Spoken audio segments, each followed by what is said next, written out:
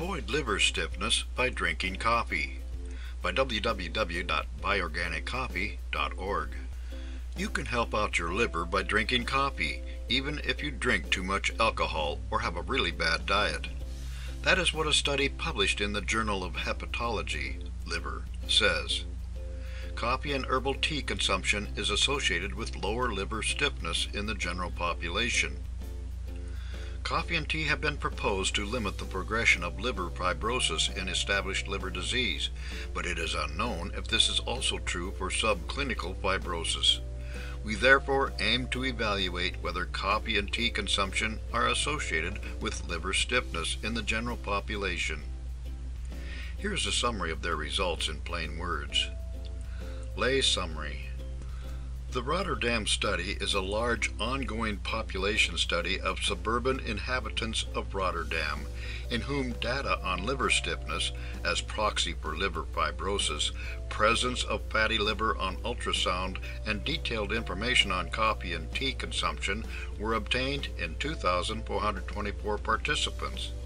The consumption of herbal tea and daily consumption of 3 or more cups of coffee was related to the presence of lower liver stiffness, independent of a great number of other lifestyle and environmental factors.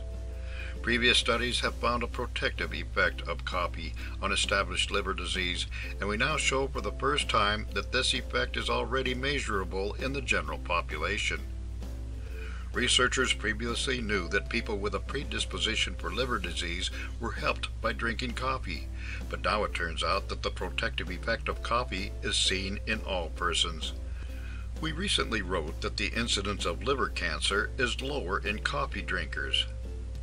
Researchers report that drinking a cup of coffee a day was associated with a 20% reduction in hepatocellular carcinoma, 2 cups a day with a 35% reduction, and 5 cups a day with a reduction of 50%. Even decaf drinkers had a 14% risk reduction. Is organic coffee a better choice in this regard, or is it just as good to drink regular coffee? Both studies, for liver stiffness and for cancer, only looked at coffee consumption and not specifically for organic coffee drinkers. However, increased health benefits come from drinking organic coffee because organic coffee drinkers avoid the up to 150 contaminants that can be found in regular coffee. This is because organic coffee certification requires that coffee is grown without the use of herbicides, pesticides, or fungicides, and without the use of synthetic fertilizer.